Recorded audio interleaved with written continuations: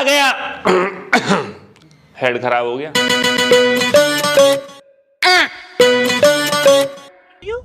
तो आ गया। कैसे हो भाई साहब? इंडियन गवर्नमेंट तो चाइना के साथ दह चप्पल और दह चप्पल। पहले टिकटॉक बैन किया, सभी को शौक लग गया, सबको लग रहा था आएगा आएगा, वो नहीं आया भाई। जो भी टिकटॉकर थे वो कहीं और ही चले गए। बाद में उन्होंने 200 चाइनीज ऐप भी बैन कर दी कि भैया कुछ जासूसी वासूसी का चक्कर है, नोटिस भेजा और बैन।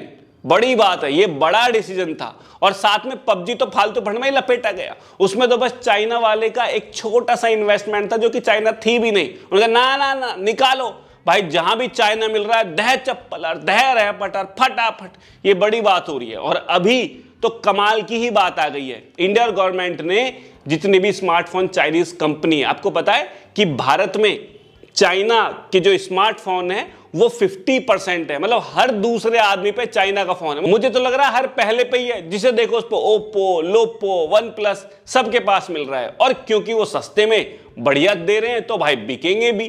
तो ऐसे में इंडियन गवर्नमेंट ने कहा कि देखो भाई, तुम्हारा तो हम कुछ खास ज्यादा बिगाड़ सकते नहीं है, लेकिन तुम्हारे एप्स का हम बिगाड़ सकते हैं।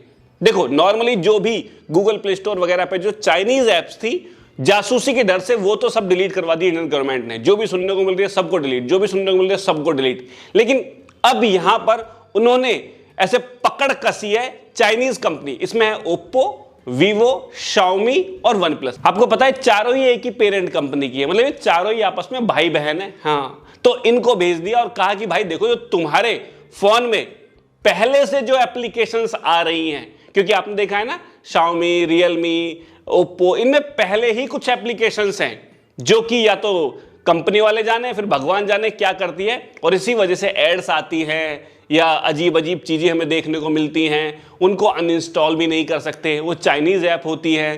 तो ऐसे में कंपनी ने कहा ये जासूसी कर सकते हैं भाई, हमें इनसे दिक्कत है, हमें इनके बारे में पूरी डिटेल बताओ, हार्डवेयर के बारे में भी और सॉफ्टवेयर के बारे में। एक एक चीज हमें घुस घुस के चाहिए।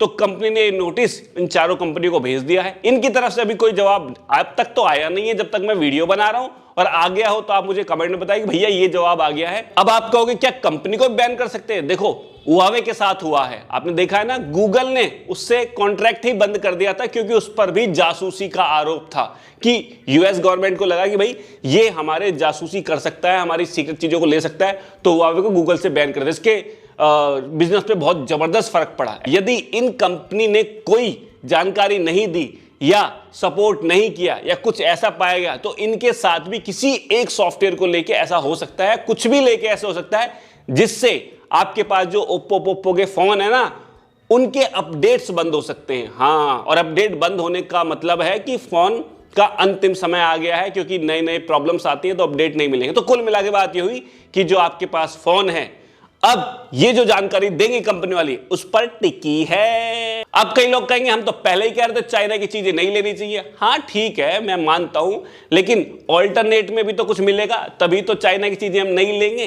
अगर हमें दूध नहीं मिलेगा तो कहीं ना कहीं से दूध खरीद लेंगे हम, अगर मिल रहा होगा बढ़िया तो ले लेंगे। इसी तरह भारत के जो स्मार्टफोन है वो चाइना के मुकाबले तो या तो चलते ही नहीं है या मिलते ही नहीं है, तो लोग चाइना की तरफ जाएंगे। और कुछ गधे ऐसा भी काम कर रहे हैं, खरीद खरीद के फोन को तोड़ रहे हैं कि हम चाइना के विरोध में। अबे भाई, वो खरीदने से पहले करना होता है, वो खरीदना नहीं होता। बाकी इस पे आप बताएं, आप क्या कहना चाहते हो कि अगर ये कंपनी जासूसी में पाई जाती है तो क्या कंपनी को बंद करना चाहिए या जो भी सॉफ्टवेयर से कॉन्टेक्ट है वो बंद करना चाहिए? इस तरह की चीजें होनी चाहिए कि नहीं होनी चाहिए? और होती हैं तो तुम अपने फोन को कहां लेके जाओगे अब?